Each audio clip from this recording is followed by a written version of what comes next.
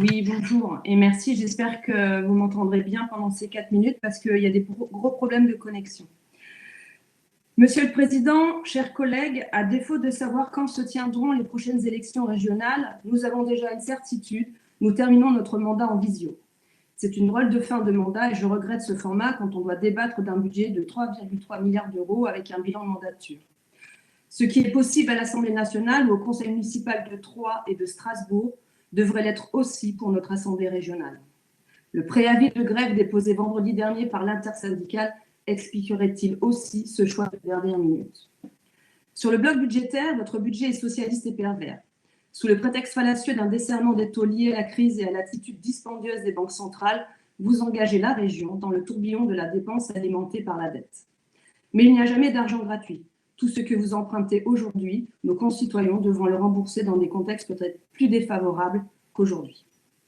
Tout le tissu économique est en danger, les TPE ainsi que le secteur du tourisme et de la restauration seront complètement à genoux en 2021. C'est un plan Marshall de l'entrepreneuriat qu'il fallait lancer et surtout changer les priorités de la région en cessant la prolifération de millefeuilles bureaucratiques comme la création d'une maison Grand Est de l'Union européenne qui vient en plus du bureau Europe de Bruxelles. Ce qu'il manque dans ce budget, c'est une repriorisation en bons pères de famille pour que nos commerces, restaurateurs, artisans et entrepreneurs passent le cap. Sur votre stratégie RH, il y a des questions sur l'égalité homme-femme que vous prônez. Les effectifs de la région sont en baisse. Ils passent de 7 747 en 2019 à 7 599 en 2020. Il est donc étonnant de voir que le montant total des rémunérations augmente entre 2019 et 2020, passant de 184 millions à 187 millions d'euros. Plus surprenant, c'est la rémunération allouée aux fonctionnaires féminins qui diminue fortement en passant de 144 millions à 112 millions d'euros, pendant que celle des hommes passe de 39 millions à 75 millions d'euros. Sur le bloc environnement, avec ces rapports que vous nous présentez, c'est bien la marche forcée de l'Union européenne avec son pacte vert que nous voyons. Le RN est pleinement investi dans le combat pour l'environnement depuis des années, mais ce pacte est imprégné d'une idéologie globaliste et normative qui a déjà prouvé son inefficacité. Exemple, le démantèlement d'EDF. Cette séance sera aussi consacrée à d'autres questions, notamment avec le bloc transparence.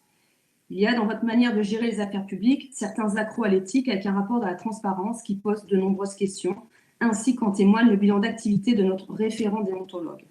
Monsieur Touzé déclare « Saisi à 2 reprises en 2019, le référent déontologue a constaté qu'en dépit de la position exprimée dans ses conclusions, la décision a été prise de ne pas rendre public l'avis rendu. » Et il indique de plus que s'il est quelque peu problématique de ne pas prendre le parti d'une plus grande transparence en la matière. Alors comment se fait-il que ce bilan ne mentionne pas le nom de ses élus? Quel crédit donner à cette activité laissée à la seule discrétion du président de région? Quelles que soient vos réponses, elles ne nous surprendront pas.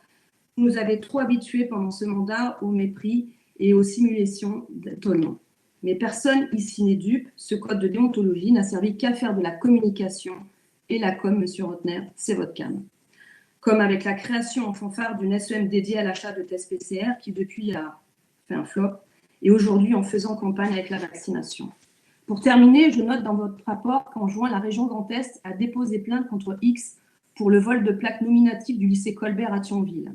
Ce fameux lycée Colbert, rebaptisé en Rosa Parks avec votre aval. Ne vous déplaise, c'est un événement qui aura aussi marqué cette année 2020. Certes, une année meurtrie par cette pandémie, mais aussi meurtrie par cette volonté de certains à vouloir réécrire notre mémoire, à vouloir effacer notre culture pour n'emporter des autres à coups de couteau ou à coups de calage contre les policiers et les pompiers, contre en fait tout ce qui représente les valeurs de la République. L'assimilation a failli pour laisser émerger l'islamisme, le racialisme, l'indigénisme soutenu par les islamo-gauchistes et autres opportunistes en manque d'électorat.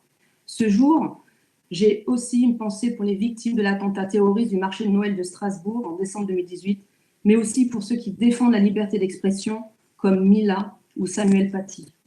S'il ne devait y avoir qu'une seule communication de la région Grand Est, c'était bien celle-ci.